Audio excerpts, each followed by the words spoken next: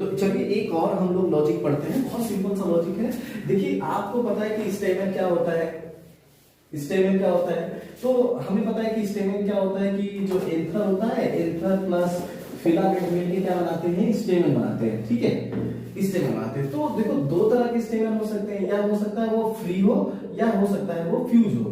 Free होता है तो ठीक है, पॉलीएंड्रस वर्ड हम लोग उसके लिए यूज कर लेते हैं, लेकिन जब फ्यूज होते हैं स्टेटमेंट, अगर फ्यूज होते हैं स्टेटमेंट फ्यूज, तो हम लोग उसके लिए वर्ड यूज करते हैं एडल्फस। ठीक है, तो ऐसे ही एडल्फस, तो ये तीन तरह के होते हैं, mono adelphous,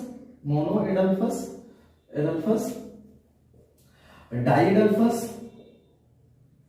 diadelphous and polyadelphous. और इसका भी तुम लोगों को लॉजिक पूछा जाता है कि एग्जांपल क्या होता है। तो बच्चों इसके लिए जो लॉजिक हमने बनाया है वो बनाया है एमसीडी पे चाय पी, मतलब कि एमसीडी की कोई दुकान थी, उस पे हम लोगों ने चाय पी है। ठीक है, एमसीडी पे चाय पी, तो जो हमारा लॉजिक है वो है क्या है, एमसीडी पे चाय पी। तो एम का मतलब होगा मोनो एडल्फस। ठीक है, तो आई थिंक यहाँ पे नहीं आएगा, तो मैं आपको बता देता हूँ। तो इसका मतलब स्टेटमेंट जो है वो एंथर प्लस फिलामेंट मिलके मतलब स्टेटमेंट बनाते हैं। ये दो तरह के होते हैं, फ्री होते हैं फ्यूज। अगर फ्री है तो पॉलीएंड्रस कंडीशन हो जाएगी, अगर फ्यूज है तो ये स्टेटमेंट फ्यूज होते हैं तो इसको एडल्फस बोलते हैं। और ये एडल्फस तीन तरह के हो सकते हैं, mono adelphous, diadelphous and polyadelphous. ऐसा कहा जाता है कि अभी लॉजिक की बात करेंगे हम थोड़ी देर में। ऐसा कहा जाता है कि अगर statement combine to form single bundle, तो हम उसको बोलते हैं monadelphous. Form two bundle, अगर कंबाइन करके टू बंडल्स बना ले तो उसको बोलते हैं हम diadelphous. More than two bundles, तो उसको हम बोलते हैं क्या, पॉलीएडल्फस। जैसे ये सारे एक ही बंडल बनाए तो ये मोनो एडल्फस हो गए। चलो ये हमारे क्या हो जाएंगे, डाइएडल्फस हो गए।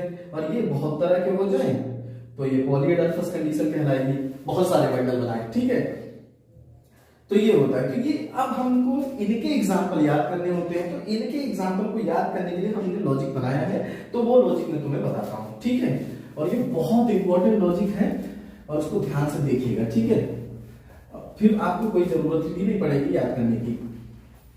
तो इसका जो लॉजिक है मैं अभी लिखा भी था, दैट इज कॉल्ड एमसीडी पे चाय पी। मतलब एमसीडी पे कोई दुकान है, उस पे हम लोगों ने चाय पी है। ठीक है, तो जब चाय पी रहे थे तो चाय पीते पीते ये लॉजिक बन गया हम लोगों का। ठीक है, तो ये लॉजिक देख लेते हैं हम लोग। ठीक, तो अब हम लोग देखेंगे एम का मतलब होगा monadelphous, as usual adelphous है हमारा। तो सी से क्या होगा हमारा, चाइना रोज। इसका मतलब मोनो एडल्फस कंडीशन हमारा किसमें पाया जाएगा, चाइना रोज में। कि मोनो एडल्फस कंडीशन आपसे पूछा जाए कि मोनो एडल्फस कंडीशन किसमें है, तो चाइना रोज में। इसका मतलब हुआ जितने भी स्टेटमेंट होंगे वो आपस में फ्यूज कर जाएंगे और क्या बना लेंगे, एक सिंगल बंडल बना लेंगे, तो उसको हम बोलेंगे क्या, मोनो एडल्फस, जैसा मैंने पीछे बताया। डी से क्या होगा, एडल्फस है हमारा।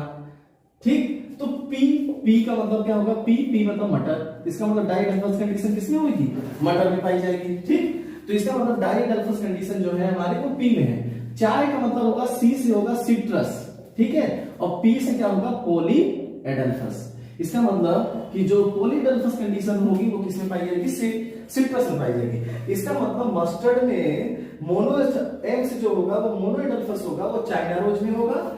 डाइएडल्फस कंडीशन हमारे पी में पाई जाएगी, और चाय मतलब होगा सिट्रस और पी मतलब होगा पॉलीएडल्फस। इसका मतलब पॉलीएडल्फस कंडीशन सिट्रस में पाई जाती है। बच्चों ये बहुत इंपॉर्टेंट है, तुम लोगों ने ये 9+1 वाला बहुत पढ़ा होगा। दिस इज कॉल्ड डाइएडल्फस कंडीशन, जो कि पी में पाया जाता है। मटर की जो फैमिली होती है वो लेग्यूमिनेसी है, और लेग्यूमिनेसी का अभी नाम बदला गया है, दैट इज कॉल्ड फैबेसी। क्योंकि आपको जानते हो कि अगर नाम बदलने के 2 रूल है, एटलीस्ट 1 मेंबर होना चाहिए और family should be behind this CEA. तो ये डाइएडल्फस कंडीशन है। इसका मतलब 9 स्टेटमेंट होंगे, एक बंडल बनाएगा, एक अलग से बंडल बनाएगा। ठीक है, तो ये बहुत इंपॉर्टेंट है। तो ये लॉजिक है हमारे एडल्फस कंडीशंस के। दो और बहुत ही इंपॉर्टेंट हैं, जो एक होता है टेट्राडाइनमस कंडीशन किसमें होती है और एक डाइडाइनमस कंडीशन होती है। ठीक है बच्चों, वो बहुत इंपॉर्टेंट वो भी है, तो उसका भी हम लॉजिक इसके साथ ही देख लेते हैं, उसका भी लॉजिक डाइडाइनमस और टेट्राडाइनमस कंडीशन का कभी कभी पूछ लेता है कि टेट्राडाइनमस। और जो तुम्हारे में क्रूसीफेरी है, जो पहला ही फ्लोरल फॉर्मूला लिखा हुआ है वो भी उसी से है, उसी में है। तो एक होता है टेट्राडाइनमस डायनेमस कंडीशन। टेट्राडाइनमस कंडीशन में कुछ नहीं होता बच्चों, वो होता है 2+4। इसका मतलब 2 बाहर के छोटे होते हैं और 4 अंदर के लॉन्ग होते हैं। ओके, टेट्राडाइनमस। ऐसे ही हमारा होता है डाइडाइनमस कंडीशन। एक बात याद रखो तुम, ठीक है, देखो टेट्रा कह रहा है तो इसका मतलब वो 4 और डाई मतलब 2। आएगा समझ में? तो इसका मतलब टोटल स्टेटमेंट इसमें कितने इन्वॉल्व होंगे? 6। लॉजिकली देखें तो टेट्रा 4 और डाई जो कह रहा है वो 2 ही है। तो इसमें भी क्या है? डाइडाइनमस, तो 2+2, इसमें इसका कितना हो गया टोटल? 4। इसका मतलब इसमें क्या होंगे? 2+2 होगा, जबकि उसमें 4+2 लिखो या 2+4 लिखो, कोई मतलब नहीं है। समझ गए कि नहीं? 4+2 भी लिख सकते हो। तो ये लॉजिक क्या है? टेट्राडाइनमस में टोटल 6 होंगे। ब्रेसिकेसी में एक बहुत इसमें जबरदस्त क्वेश्चन आता है फ्लावर से, कि फ्लावर में अगर कभी कभी ऐसा होता है कि अगर आपको नंबर ऑफ स्टेमन एंथर नहीं पता होंगे तो आप पोलन या मेन गैमेट को कैलकुलेट नहीं कर सकते, क्योंकि अगर वो कहेगा कि एक फ्लावर के एंथर की स्पोरेंजिया में मान लीजिए 20 माइक्रोस्पोर मदर सेल है, तो बताइए टोटल पोलन ग्रेन या मेन गैमेट कितने बनेंगे फ्लावर में। तो उसमें आपको स्टेमन को जानना जरूरी है। तो इसका भी लॉजिक होता है कि ये टेट्राडाइनमस कंडीशन किसमें पाई जाती है और डाइडाइनमस कंडीशन किसमें पाई जाती है, ये बहुत इंपॉर्टेंट है। ओके, तो इसका जो लॉजिक है बच्चों, इसका लॉजिक होता है TB2। मतलब तुम किसी को कहते हो कि हमको TB दो भाई, ठीक है, हमारा TB2, तो T से होगा ये टेट्राडाइनमस होगा, ठीक है, टेट्राडाइनमस। B से क्या होगा? ब्रेसिका, ठीक है, और D से क्या होगा? डाइडाइनमस, और O से क्या होगा? ऑसिमम, जिसमें साल्विया भी आता है, ठीक है। इसका मतलब हुआ कि टेट्राडाइनमस कंडीशन किसमें पाई जाएगी? ब्रेसिका में पाई जाएगी, ब्रेसिकेसी फैमिली में पाई जाएगी। और डाइडाइनमस कंडीशन किसमें होगा?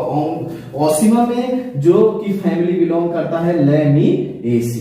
अब ये हमारा पूरा जो स्टेमन से रिलेटेड टॉपिक था वो क्लियर हो गया।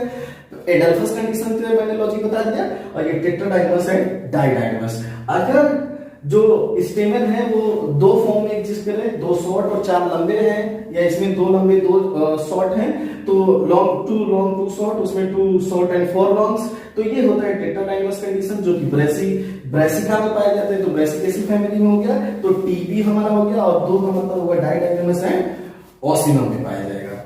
तो these are the related logic behind tetradynamous and didynamous. मैंने टेट्रा मतलब बता दिया है कि 4 है, इसका मतलब इसमें टोटल स्टेमन 6 इन्वॉल्व होंगे, और इसमें डाइडाइनमस इसका मतलब इसमें टोटल स्टेमन कितने इन्वॉल्व होंगे? 4 इन्वॉल्व होंगे।